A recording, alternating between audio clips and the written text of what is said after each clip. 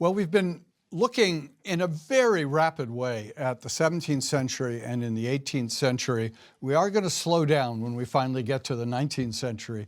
But we're trying to look at in a very broad-brushed way at the movements that are taking place. And we had gotten to the point where the American Revolution has happened. Congress has been restricted from establishing a church. America is officially in a post-imperial Christianity situation. For Christianity to thrive, it's going to have to use a later expression, sell itself. It's going to have to convince people. It's going to have to stay in touch with people. And that's one of the ways where the history of America in religion differs significantly from the history of the church in Europe. And it enables, I think, Christianity to have a much more profound presence and impact on America in the 19th and through much of the 20th century than proved to be true in Europe. In Europe, the established churches often were seen as forces of reaction, forces of opposition to the popular will, and it led to a significant growth of anti-church feeling that became, of course, anti-Christian feeling. In America, life was very different. There was no ancien regime. There was no old government. There was no aristocracy. There was no royalty. There was no class of people who said, as a matter of blood, we're better than others. America had its own, of course, ranking socially in a variety of ways, but there wasn't an aristocracy. There wasn't a royalty to revolt against and have antagonisms against. There wasn't a powerful presence of the Roman Catholic Church, which was true in vast sections of Europe. And the Roman Catholic Church particularly came to be seen as identified with these old monarchies and these old aristocracies. And so when any kind of progressive ideas came along, many people felt Christianity stood against anything modern, anything progressive, anything devoted to change and to greater justice. And so Christianity in Europe, I think, lost increasing credibility with many people. In Europe, there were efforts still to control education by the churches in a variety of ways. That increased resentment. And a lot of that was not present in America. People went to church if they wanted to go to church.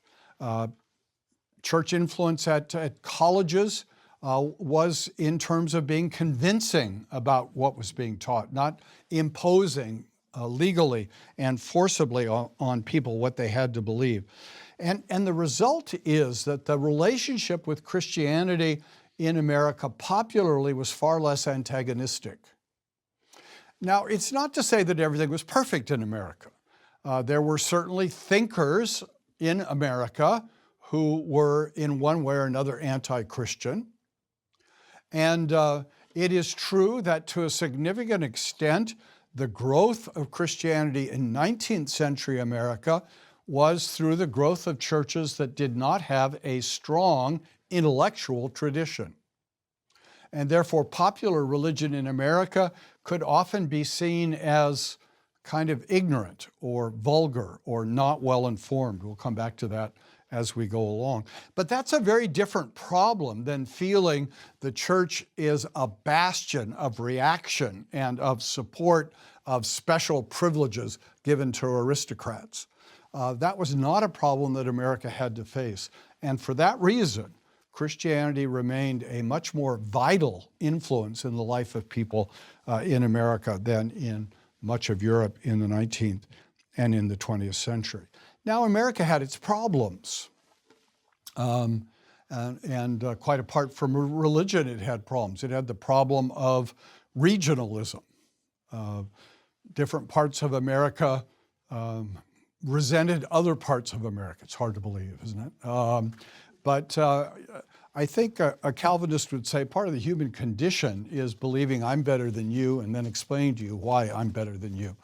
We all are inclined to not be perfect egalitarians. And that was true in the New Republic. Different regions with different emphases, different experiences, different feelings about other regions. Another issue that would become huge in 19th century America is immigration. What do we think about immigrants? Where are people coming from? Do we want them here? Why do we allow them in? What do we think about them? And in 19th century America, one of the big immigration problems was that increasingly the immigrants were coming from Roman Catholic parts of Europe. Particularly, there was a lot of resentment against the Irish and the Italians, who were coming as Roman Catholics into what was clearly a Protestant America. And the Protestants didn't like it that all these Catholics were coming. The day might come when there'd be Catholics on the Supreme Court. That's a joke. Since Catholics now dominate the Supreme Court. America was a decidedly, rather militantly Protestant country. And to see this huge influx of immigrants from Italy and Ireland and then Eastern Europe, bringing their Roman Catholicism with them was a problem. And you can see that in the history of the 19th century as Roman Catholic communities in America grew. Increasingly, the leadership of the Roman Catholic Church in America wanted to establish Catholic schools. And they were very clear about it. The public schools in America were Protestant, they said, and we don't want our kids in Protestant schools.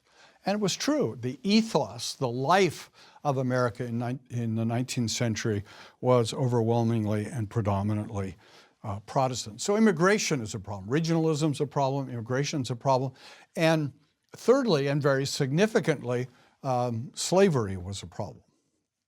Slavery was a problem in writing the Constitution. What do we do about slaves? How do we count slaves as part of the population? There was an uneasy conscience in much of America in the late 18th century that slavery existed. More broadly in the world, there was a growing anti-slave movement, and that was true in America as well. What are we going to do in the long term about slavery? So a variety of issues are real problems in America, but there is also a sort of uniqueness to the American experience because religion has moved in a more popular direction. And that brings us at long last to the Presbyterians. You've been wondering, where are the Presbyterians? We are ready at last to talk about the Presbyterians. The Presbyterians in certain ways are Johnny-come-latelys to the American religious scene. In 1690, there were only 1,000 Presbyterians in all the colonies put together. Only 18 congregations. And Presbyterian growth was relatively slow through the course of the 18th century. It also means that Presbyterians came to America with somewhat different expectations.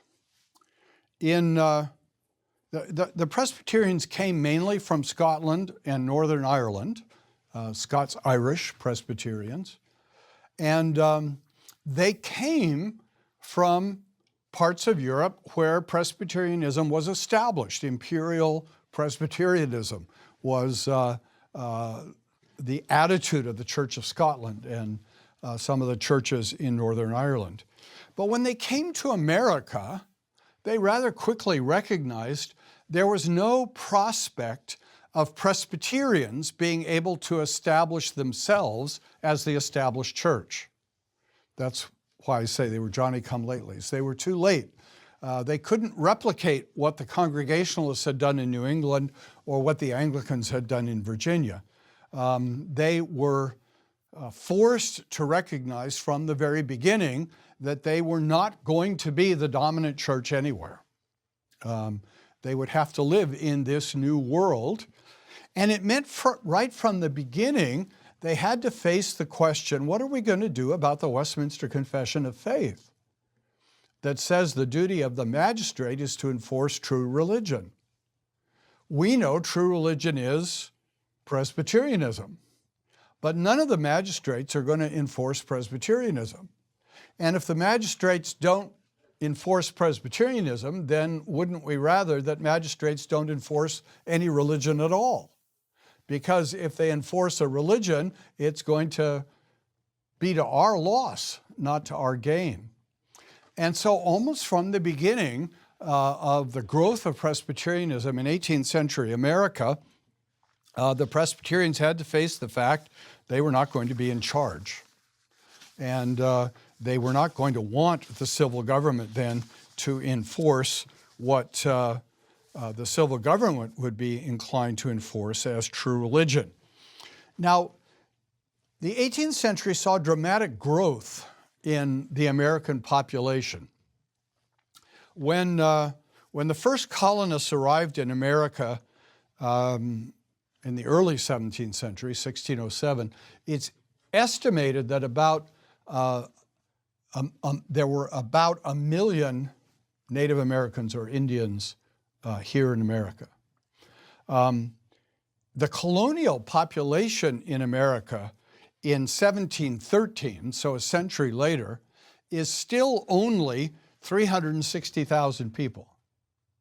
So the colonial population is about a third of the Native American population. Of course, the Native American population is very thinly spread over the continent. So, but it shows how, these numbers are really quite small when we think about them in today's terms. By 1760, the American population had grown to over 1.5 million. And by 1776, it had grown to 3 million. So the colonial population is exploding in the course of the 18th century. And most of that is through biological growth, not through immigration. So Americans are having big families. This puts pressure to move west, and Western movement becomes one of the great realities, one of the great motivations of life in America. Now, for the Presbyterians, their growth did initially come primarily from immigration, as I said, from Scotland, and more particularly from the Scots-Irish. And I've told the story before, but you don't always remember all my stories, so I can repeat one or two. The story goes that William Penn in Pennsylvania had supported the coming of Quakers to find protection and peace in his colony. William Penn himself was a Quaker, and so he attracted Quakers to come to Pennsylvania, to Philadelphia, the city of brotherly love, very much a Quaker sort of notion. But Penn discovered that Quakers, as pacifists, did not make good defenders of borders. And so he was constantly annoyed by Delaware and Maryland folk on his southeastern Pennsylvania border intruding on his colonial territory. And so I think Penn thought to himself, who are the most pugnacious and aggressive people on the face of the earth that I can import to protect my borders? And of course, the answer immediately came to mind, the Scots-Irish Presbyterians. We'll bring them in to southeastern Pennsylvania, and they can protect my borders. And that's part of what happened. The Scots-Irish did come to southeastern Pennsylvania. They did begin to grow their churches. The first presbytery in America was organized in 1706. You'll remember that Presbyterians organized themselves into local congregations governed by elders in an organization called a session, which really is just from a Latin word meaning sitting down. These elders apparently did not do their work standing up. They sat down for their work. And then local churches would be part of what they called the regional church of the presbytery. and all ministers were members of the presbytery, and elders would be delegated to meetings of the presbytery. So that first presbytery was organized in 1706, and by 1716 there were 3 presbyteries, one in Philadelphia, one in Long Island, and one in Newcastle, Delaware. So you can see Presbyterianism is growing, but very much growing as a mid-Atlantic phenomenon. That was where the early growth took place. And one of the issues that had to be faced in the 1720s was exactly what are we going to do with the confession of faith. The traditional Presbyterian approach to the confession of faith is if you want to be a minister or an elder in the Presbyterian churches, you agree with the confession of faith. The confession of faith says who we are, what we believe, and if you want to be an office bearer in the church, you believe all that. The problem became, well, what do we do about the civil magistrate and what the confession says about the civil magistrate? And for many of us today, we would probably be inclined to say, well, if there's part of the confession that the whole church doesn't agree with anymore, why don't we just change the confession? That would be the easy thing to do. But of course, for Presbyterians, the Westminster Confession of Faith was a semi-sacred document. The notion of changing it was very, very problematic. And maybe most of these Presbyterians were post-millennial. Maybe they thought in the glory days of the church, everyone will be a Presbyterian and we won't need to change that article. But what they decided then in what came to be known as the Adopting Act of 1729 was that presbyteries would be given permission to distinguish between essential doctrines that all ministers and elders had to hold to and unessential doctrines that there could be toleration of differences. And historians seem to suggest that the real context of that decision was to allow people to disagree with the article on the civil government. But it began a process which was to be hugely important in the history of American Presbyterianism. What do you actually have to agree with in the Westminster Confession of Faith to be a minister or an elder? How much of it do you have to agree with? And that continues to be an issue right down to today in our various Presbyterian churches. They all are still wrestling with that question. How much is required to be believed out of the Westminster Confession? And the way that's usually expressed today is that ministers in particular are allowed to take exceptions. They're allowed to go before the presbytery at the time of their ordination and say, these are the particular points in the confession with which I have trouble. And then the presbytery decides whether those exceptions are unessential and therefore tolerated, or whether they violate the essential character of the confession and cannot be tolerated. Now, from the outside, as a Dutch Reformed guy, this all seems to be incredibly sloppy, I just have to say. Just to rattle the Presbyterian cage a little bit. You know, Presbyterians could be very self-confident. They need to be shaken up just a little bit. It is still true in the Dutch Reformed churches. You have to agree with everything in the confession. You can't take exceptions. We revised our confession about the civil magistrate because ours used to say the same thing, but we've revised ours. So from that midpoint of the 18th century, American Presbyterianism is going to regularly be troubled with the issue, what is essential and what is non-essential to the Westminster standards.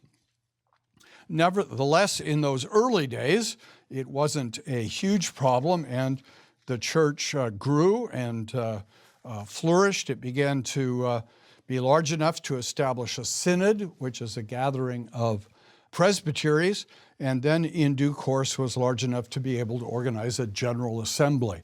A general assembly is a gathering of all of the Presbyterian presbyteries or synods in a national meeting. And that very much was a sign of the growth, the development, the establishment of Presbyterianism in America. And they had their problems. Churches just seem to have problems. I guess it's because churches have people. That must be part of the key to that. But the Presbyterians faced some problems at the time of the Great Awakening in the 1740s. And the Presbyterians had to ask the question, what do we make of the Great Awakening? And most Presbyterians were very enthusiastic in support of the Great Awakening. They believed in the essential goodness and spiritual vitality of the Great Awakening, believed it ought to be supported. But there was a minority group that were very concerned, just as some Congregationalists in New England had been concerned, that there was too much emotion. There wasn't enough good order. There wasn't enough stress on doctrine. And so there were tensions within the Presbyterian Church, even though the Presbyterian Church continued to be relatively small. And the tensions were enough that in 1741, the Presbyterian Church split into two factions, the new side that supported the revival and the old side that opposed the revival. Presbyterians like to split into new and old groups, and we'll see that again as we go along. But here it was very much in reaction to the Great Awakening, and the two sides remained separated until 1758. So it was not a long split, 17 years. The new side was clearly the larger group, and they reunited in 1758 with a basic victory for the new side. In other words, most Presbyterians by 1758 had come to believe that revival was a good thing, that it was not necessarily at odds with sound Presbyterian life and practice. And so going into the 19th century, almost all Presbyterians were basically pro-revival. They were basically influenced by new side opinions. As Presbyterians continued to grow, another important moment was in 1788 when the plan of government was adopted, organizing the denomination into a General Assembly with 4 synods and 16 presbyteries, and stating very clearly that ordination was a right of the presbytery. The presbytery stood as judge of who would be its own members. It would not be a decision of the General Assembly. So Presbyterianism is growing. There is a significant level of organization and church order. There's a significant level of coherence and agreement in doctrine. And the Presbyterian, still very much an ethnic church, still very much Scotch-Irish church, is poised then to be part of what's happening in America in the 19th century. The Presbyterians didn't have any of the weight and burden of the past about being an established church in America. They were ready to be part of the brave new world of late 18th, early 19th century America. And it's to the character of that new world and the character of how Presbyterians try to relate to it that we'll turn to next time. Thank you.